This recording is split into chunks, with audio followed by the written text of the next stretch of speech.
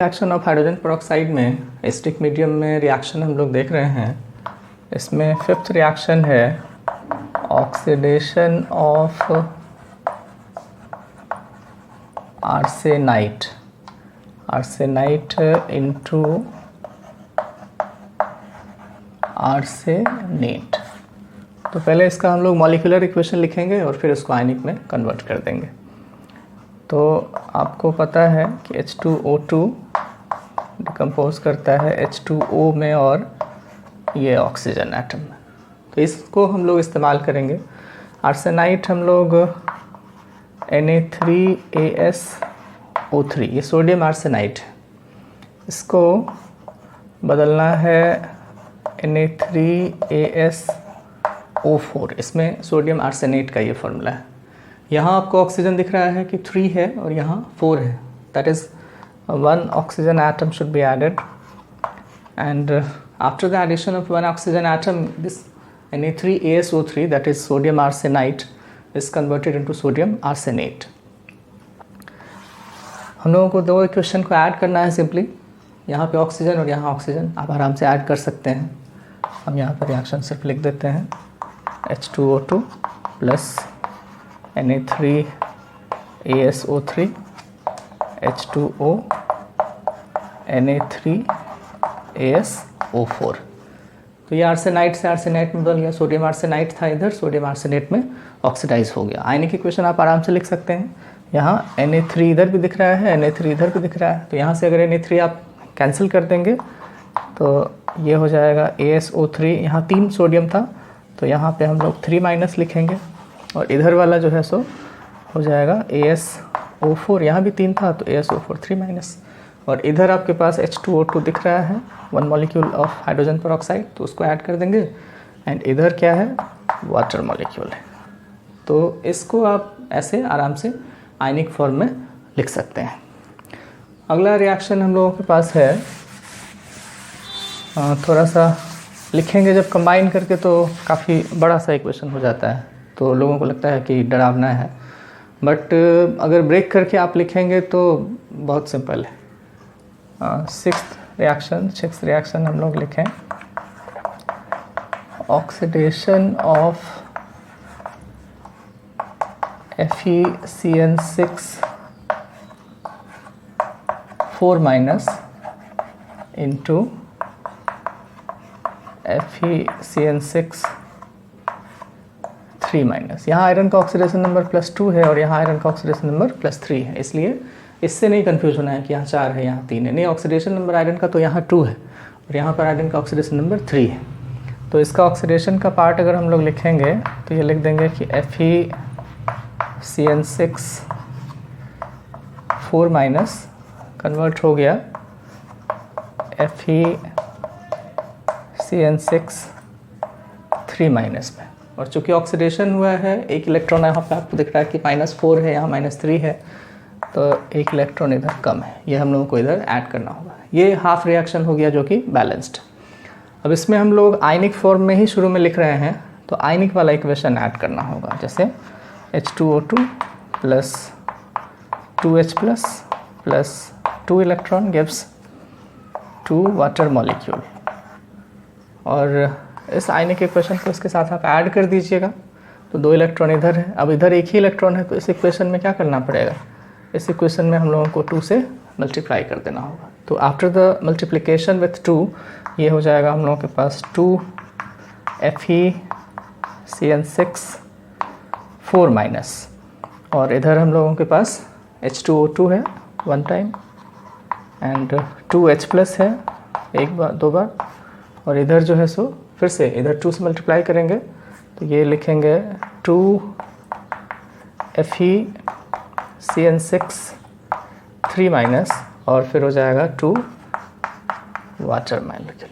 तो ये बड़ी आसानी से इतना बड़ा सा रिएक्शन भी आप लिख सकते हैं। इसमें FeCN6 4- कन्वर्ट हो गया FeCN6 3- में, और किसकी मदद से कन्वर्ट हुआ, तो हाइड्रोजन पेरोक्साइड इसको ऑक्सीडाइज कर दिया। तो ये आयनिक फॉर्म में ही लिखा हुआ है। पोटेशियम फेरोसाइनाइड जो है सो पोटेशियम फेरोसाइनाइड में कन्वर्ट हो गया है। ये हम लोगों के पास जो है सो 6 रिएक्शन था। अभी एक और रिएक्शन हम लोग देख लेते हैं जो इसी तरह का है। 7 नंबर में हम लोग लिखेंगे, स्टिक मीडियम में हम लोग पढ़ ही रहे हैं, अभी इसको हम हटा दें। 7th reaction, Cr2O7 is oxidized into CrO5, ये वाला रिएक्शन। तो पहले इसको हम लोग लिख लें, Cr2O7 2 minus plus 3H2O 2CrO5 6H plus 8H plus इस 8 इलेक्ट्रॉन, इसमें हम लोग ये इक्वेशन अपना जो है उसको ऐड कर दें। H2O2 plus 2H plus 2 electron, इधर प्रोडक्ट में हम लोगों को मिलता है 2 वाटर मॉलिक्यूल। अब यहाँ पे आपको दिख रहा है कि ये इलेक्ट्रॉन का नंबर इधर कितना है 2 है और इधर कितना है 8 है। तो इसमें हम लोगों को मल्टीप्लाई करना पड़ेगा, कितना से आप गेस कर सकते हैं, 4 से इंटू कर देंगे तो ये 8 इलेक्ट्रॉन इधर से कैंसिल हो जाएगा। अब इसको मिला करके लिख दें अगर, तो ये हो जाएगा 4H2O2 plus 8H plus Cr2O7 2 minus and 3H2O, और प्रोडक्ट में क्या क्या मिल रहा है, 4 से इसको इंटू करेंगे तो 8H2O और 2CrO5 प्लस 6H प्लस। इस इक्वेशन में आपको दिख रहा है कि H प्लस रिपीट हो रहा है और वाटर भी रिपीट हो रहा है, तो उसको कैंसिल करके लिख देते हैं।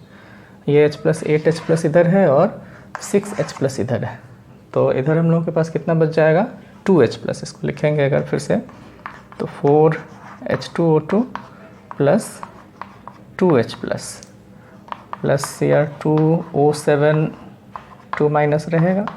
वाटर भी आपको इधर दिख रहा है 3 और इधर है 8, तो इधर वाला 3 पूरी तरह से ख़त्म हो जाएगा। इस साइड कितना बचेगा, तो 5 वाटर मॉलिक्यूल बचेगा और 2 CrO5। तो ये हम लोगों के पास जो फाइनल इक्वेशन आया, ये बड़ा वाला इक्वेशन लिखने में इतना सारा जो है सो चीज़ करना पड़ता है। और इसमें ख़ास बात क्या है कि ये क्रोमियम का ऑक्सीडेशन नंबर यहाँ पर भी +6 है और यहाँ पर अगर आप निकालें तो +6 ही होता है। इसका स्ट्रक्चर हम लोग अभी देखें। हम लोगों को जानना है CrO5 का स्ट्रक्चर और उसके ऑक्सीडेशन नंबर के बारे में। तो CrO5 का ऑक्सीडेशन नंबर अगर कैलकुलेट करें, क्रोमियम का नहीं पता है तो X, ऑक्सीजन का -2 होता है जनरली, -2 × 5 0, तो यहाँ से X का वैल्यू आता है +10। लेकिन यह आंसर जो है सो गलत है, ये सही नहीं है। बताया गया कि क्रोमियम जो है पीरियोडिक टेबल के ग्रुप नंबर 6B, जिसको अब हम लोग 6 कहते हैं, पीरियोडिक टेबल के 6 में है क्रोमियम। तो किसी भी एलिमेंट का ऑक्सीडेशन नंबर उसके ग्रुप नंबर से ज़्यादा नहीं हो सकता है, इसलिए क्रोमियम का मैक्सिमम ऑक्सीडेशन नंबर +6 होगा। तो आंसर अगर इस क्वेश्चन का हो कि ऑक्सीडेशन नंबर कितना, तो हम लोग +6 कह देंगे। ऑब्जेक्टिव सवाल हो तो +6 कह के टिक कर देंगे। लेकिन अगर सब्जेक्टिव हो, एक्सप्लेन करने को आए, तो हम लोगों को उसका स्ट्रक्चर जानना पड़ेगा। CrO5 का स्ट्रक्चर कैसा है ये हम लोग जान लें। ये बड़ा फेमस स्ट्रक्चर है। यहाँ पे हम लोग क्रोमियम और ये ऑक्सीजन, फिर इस ऑक्सीजन में और इस ऑक्सीजन में बॉन्ड, और इधर एक ऑक्सीजन। तो अब ये जो हम लोगों के पास स्ट्रक्चर आया, इस स्ट्रक्चर में ऑक्सीजन 2 तरह का है। एक ऑक्सीजन जो बाहर है ये क्रोमियम के साथ डायरेक्टली जुड़ा हुआ है, तो इसको हम लोग कहेंगे कि ये अपना ऑक्सीजन जो है ये ऑक्साइड है। तो यहाँ पर इसका ऑक्सीडेशन नंबर -2। लेकिन जब ऑक्सीजन के बीच में बॉन्ड होता है तो पेरोक्साइड बॉन्ड उसको कहते हैं। हाइड्रोजन पेरोक्साइड के स्ट्रक्चर में बताए थे हम, आप वहाँ जाके देख सकते हैं। तो यहाँ पेरोक्साइड है तो इसका ऑक्सीडेशन नंबर -1, फिर इसका भी -1, फिर यहाँ पर भी पेरोक्साइड वाला बॉन्ड है तो -1 और -1।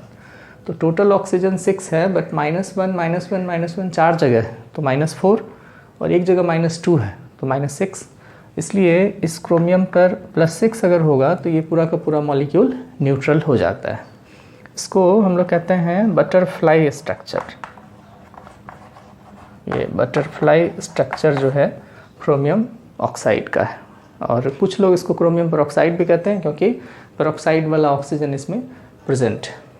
एक चीज़ और इसके बारे में हम लोग जान लें, जो CrO5 हम लोगों के पास इस रिएक्शन में बना है जब Cr2O7 ऑक्सीडाइज होता है हाइड्रोजन पेरोक्साइड के प्रेजेंस में, तो ये CrO5 डिज़ोल्व होता है, dissolves in ether to give blue colour, ये ब्लू कलर देता है, और इसी वजह से इस रिएक्शन को ईथर सॉल्यूशन में हम लोग करवाते हैं। रिएक्शन जो है ब्लू कलर प्रोड्यूस करता है। तो ड्यू टू क्रोमियम पेरोक्साइड या CrO5 ये ब्लू कलर है, और इसमें जब एसिड फिर से हम लोग मिला देंगे तो ये कन्वर्ट हो जाता है Cr3+ में, जो कि ग्रीन कलर का होता है। ये जो है ब्लू कलर है, एंड एसिड मिला देंगे तो ये कन्वर्ट हो जाएगा ग्रीन कलर में। तो ये सारा सवाल कलर बेस्ड क्वेश्चंस आपसे पूछा जा सकता है कि CrO5 का कलर खुद का कैसा होता है, तो ब्लू, और जब इसको एसिडिफाइड कर देंगे हम लोग H2SO4 या HCl मिला करके तो ये ग्रीन कलर में। हम लोगों को पढ़ना है oxidising action of hydrogen peroxide in basic medium. तो बेसिक मीडियम में हाइड्रोजन पेरोक्साइड इस तरह से रिएक्शन करेगा, H2O2 + 2 इलेक्ट्रॉन गिव्स 2 OH-। इसका हम लोग कुछ एग्जाम्पल देखें, जैसे oxidation of Fe2+ into Fe3+। ये एसिडिक मीडियम में भी था, अभी बेसिक मीडियम में भी है, लेकिन रिएक्शन थोड़ा सा चेंज हो जाता है। तो Fe2+ ऑक्सीडाइज हो जाएगा, बदलेगा Fe3+ इलेक्ट्रॉन, और इस रिएक्शन को इसके साथ ऐड करना है H2O2 + 2 इलेक्ट्रॉन 2 OH-। अब आप समझ चुके हैं कि इधर इलेक्ट्रॉन कितना, 2, इधर 1। क्या करना होगा, फर्स्ट इक्वेशन को 2 से मल्टीप्लाई कर देंगे। तो 2 से मल्टीप्लाई करने के बाद हम लोगों को मिलेगा 2Fe2+, इधर H2O2 2 इलेक्ट्रॉन, और ये इलेक्ट्रॉन कैंसिल हो जाएगा। प्रोडक्ट साइड में 2Fe3+ और 2 OH-। तो ये बेसिक मीडियम में हम लोगों के पास रिएक्शन है, और एसिडिक मीडियम से डिफरेंट है, आप कंपैरिजन कर सकते हैं। ये हम लोग ने फर्स्ट रिएक्शन लिखा। सेकेंड रिएक्शन में लिखेंगे, फिर दूसरा रिएक्शन में हम लोग oxidation of Mn2+ into Mn4+। इसका रिएक्शन हम लोग हाफ रिएक्शन लिखेंगे, Mn2+ कन्वर्ट हो गया Mn4+, 2 इलेक्ट्रॉन इधर रिलीज़ होगा, और इसके साथ इस इक्वेशन को फिर से ऐड कर देना है। आप तो खुद से अब कर सकते हैं, अब आप समझ गए हैं। ये बहुत आसान है, सिर्फ आपको इस वीडियो को देखना है और पेन लेकर के बैठिए, कागज़ पेन लेकर के बैठिए, और वीडियो रोक दीजिए, आंसर खुद से लिखिए। उसके बाद आप चेक कीजिए कि आपका आंसर मेरे आंसर से मैच कर रहा है कि नहीं। तो ये इजी मेथड होगा आपके लर्निंग का, क्लासरूम से तो ज़्यादा अच्छा आपका जो है सो यहाँ पे फ़ायदा हो जाएगा।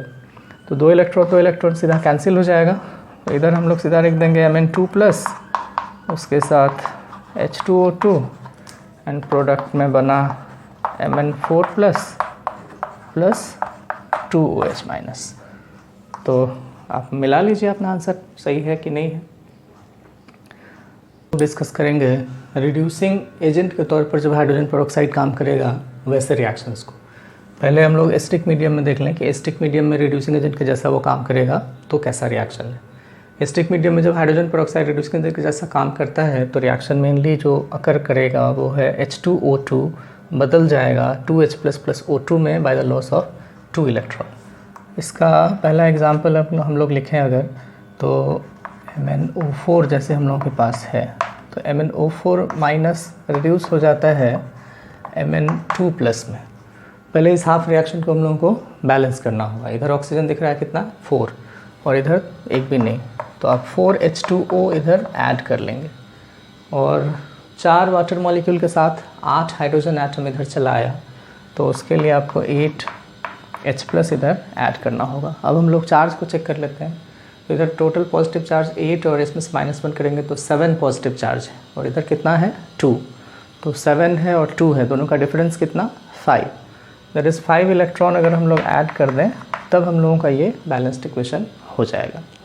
तो इस सब को मिला करके जो है सो हम लोग कंप्लीट इक्वेशन को लिख लेते हैं। कंप्लीट इक्वेशन हम लोगों का होगा MnO4 माइनस प्लस हम लोगों ने लिखा था 5 electron plus 8H plus and इधर प्रोडक्ट Mn2 प्लस 4H2O, और इस इक्वेशन को इस इक्वेशन के साथ हम ऐड कर देते हैं। आपको इधर दिख रहा है कि 5 इलेक्ट्रॉन है, इधर 2 इलेक्ट्रॉन है। तो दोनों को बैलेंस करने का आसान तरीका क्या होगा कि इसमें भी आप क्या करें, 2 से मल्टीप्लाई कर दें, और इसमें 2 से, और ऊपर वाला इक्वेशन में कितना से मल्टीप्लाई करेंगे, ये 5 × 2 10 हो जाएगा। तो इसको भी 10 करने के लिए कितना से मल्टीप्लाई करना पड़ेगा 5 से। अब दोनों इक्वेशन को आप खुद से लिख सकते हैं। हम लोग लिखेंगे तो इधर आएगा 5H2O2 प्लस MnO4 माइनस, और इसके आगे रहेगा 2 प्लस ये इलेक्ट्रॉन कैंसिल हो जाएगा। इधर 8 × 2 हम लोग करेंगे तो आया 16H प्लस। फिर राइट साइड में हम लोग के पास 5 × 2 10H प्लस, इधर 5O2 और इधर 2 Mn2 प्लस और ये 8H2O। कुछ रिपीटेशन है, जैसे इधर H प्लस 16 दिख रहा है और इधर H प्लस 10 दिख रहा है, तो ये कैंसिल करके हम लोगों के पास हो जाएगा 6H प्लस, और H2O इधर 8 दिख रहा है तो वो वैसे ही रहेगा। तो फाइनली इसको अगर हम लोग सॉल्व करके लिख देंगे तो यहीं पे हम मिटा करके लिखते हैं या अलग से लिख देते हैं। ये 5H2O2 plus 2 MnO4 minus plus 6H plus, इधर 5O2 प्लस 2 Mn2 प्लस और 8H2। ये हम लोगों का जो है सो कंप्लीट रिएक्शन।